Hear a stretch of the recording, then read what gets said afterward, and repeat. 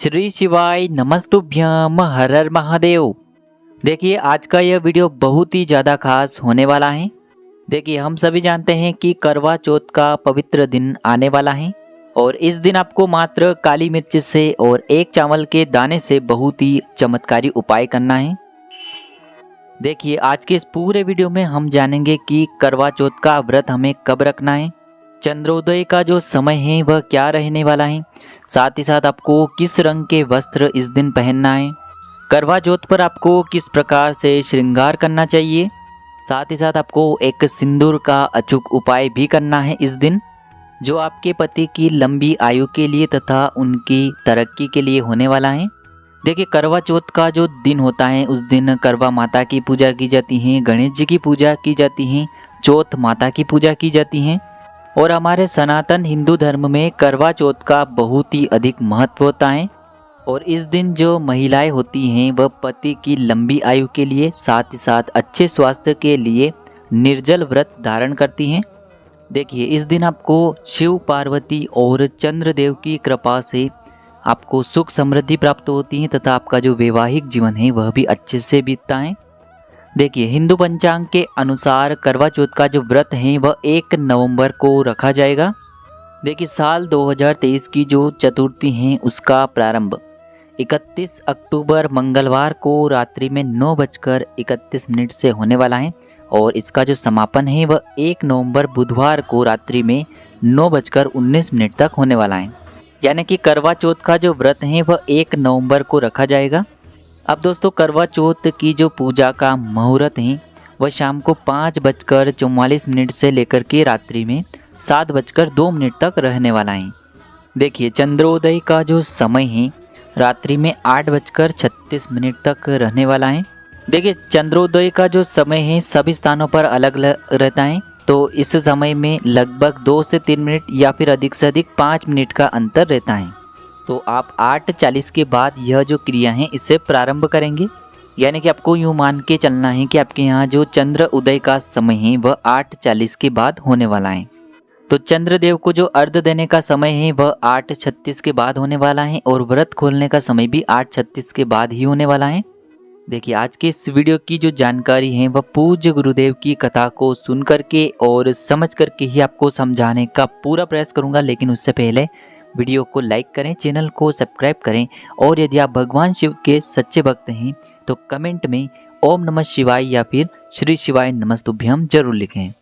देखिए दोस्तों करवा चौथ के दिन ऐसी मान्यता है कि जो सुहागन महिलाएं होती हैं उन्हें 16 श्रृंगार की कोई भी वस्तु किसी अन्य महिला को नहीं देनी चाहिए। चाहे आपसे कोई स्त्री 16 श्रृंगार की कोई भी वस्तु अगर मांगे तो भी आपको नहीं देनी है।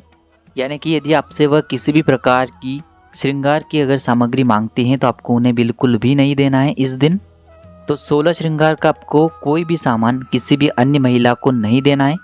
देखिए यहाँ पर एक प्रमाण निकल कर के आता है कि यदि आपने जो सिंदूर है उसे आपने उपयोग किया हुआ है तो फिर आपको वह सिंदूर किसी अन्य महिला को नहीं देना है।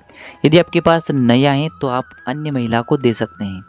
तो आपको पुराना श्रृंगार का जो सामान है वह किसी अन्य महिला को नहीं देना है। अब दोस्तों दूसरी जानकारी, करवा चौथ के दिन आपको कभी भी सफ़ेद रंग के वस्त्र नहीं पहनना चाहिए।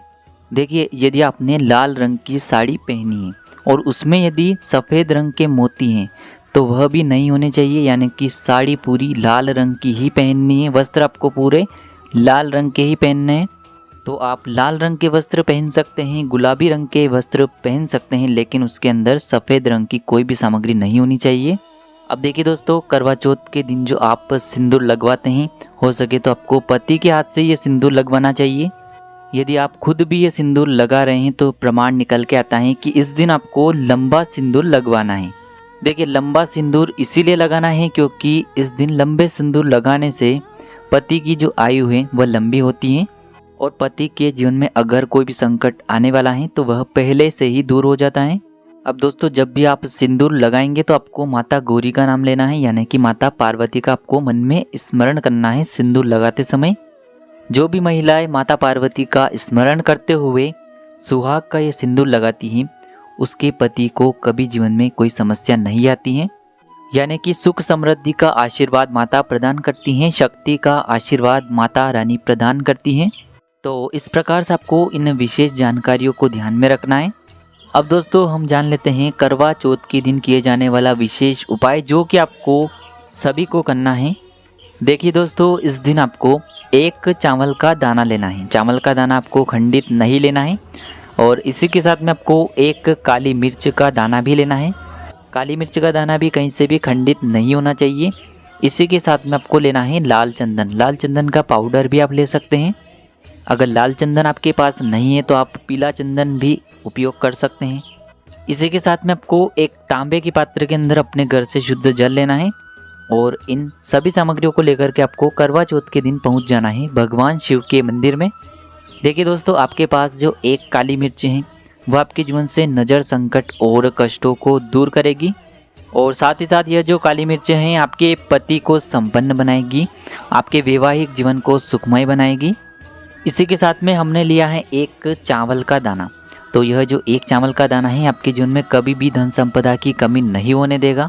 यह जो एक चावल का दाना आपने लिया है इसके माध्यम से आपके पति के जीवन में कभी भी धन संपदा की कमी नहीं होगी, उसे धन की समस्याओं का कभी भी सामना नहीं करना पड़ेगा। और आपने जो लाल चंदन या फिर पीला चंदन लिया है यह आपके जीवन में आपको यश और कीर्ति की प्राप्ति करवाता है, यानी कि दशों दिशाओं से आपके पति को यश मिले, कीर्ति मिले, साथ ही साथ उन्हें मान सम्मान की प्राप्ति हो। इसीलिए आपको ये जो लाल चंदन या फिर पीला चंदन लेना है। अब दोस्तों सबसे पहले तो आपके पास जो लाल चंदन है उसे आपको उस पात्र के अंदर डाल देना है और उस पात्र के अंदर आपको अच्छे से इस लाल चंदन को मिला लेना है। देखिए, जब भी आप ये लाल चंदन उस पात्र के अंदर डालेंगे तो आपको यश और कीर्ति की प्राप्ति के लिए कामना करनी है। जब आप चावल का दाना उस पात्र के अंदर डालेंगे तो आपको धन संबंधित समस्याओं को दूर करने के लिए प्रार्थना करनी है। और जब भी आप काली मिर्च डालेंगे तो जितने भी आपके जीवन में संकट हैं, नज़र दोष हैं, वह सभी दूर हो, ऐसी आपको कामना करनी है। ये तीनों सामग्री इस प्रकार से आपको डाल देनी है और इस पात्र को आपको अपने हाथ में लेना है और करवा चौथ के दिन इस पात्र से आपको भगवान शिव के शिवलिंग का अभिषेक कर देना है श्री शिवाय नमस्तुभ्यम इस मंत्र का जाप करते हुए। और साथ में आपको कुंदकेश्वर महादेव का स्मरण करते रहना है। कुंदकेश्वर महादेव का यदि आप स्मरण करते हैं तो आपका जो वैवाहिक जीवन है उसमें कभी भी रोग से जुड़ी समस्या उत्पन्न नहीं होती हैं, यानी कि आपके जो पति हैं उन्हें भी रोग नहीं होगा और साथ ही साथ जो पत्नी है उन्हें भी किसी भी प्रकार का रोग नहीं होगा। तो यह जो उपाय हैं पति भी कर सकते हैं और पत्नियां भी यह उपाय कर सकती हैं। तो इस प्रकार से आप यह जो सुंदर सा और प्यारा सा उपाय है इसे कर सकते हैं। कुंदकेश्वर महादेव जो होते हैं वह हमारे जीवन से जो रोग की समस्या है उसे दूर करते हैं, या फिर हमारे जीवन में कोई बड़ा रोग होने वाला भी होगा तो वह उसे पहले से ही समाप्त कर देते हैं। तो दोस्तों आज के इस वीडियो में हमने आपको करवा चौथ की कुछ विशेष जानकारियाँ इस वीडियो में देने का प्रयास किया है। यदि आपको ये जानकारी अच्छी लगी हो तो वीडियो को लाइक करें। यदि आपको वीडियो से जुड़ा कोई भी सवाल पूछना है तो आप हमें कमेंट के माध्यम से पूछ सकते हैं। श्री शिवाय नमस्तुभ्यम, हर हर महादेव।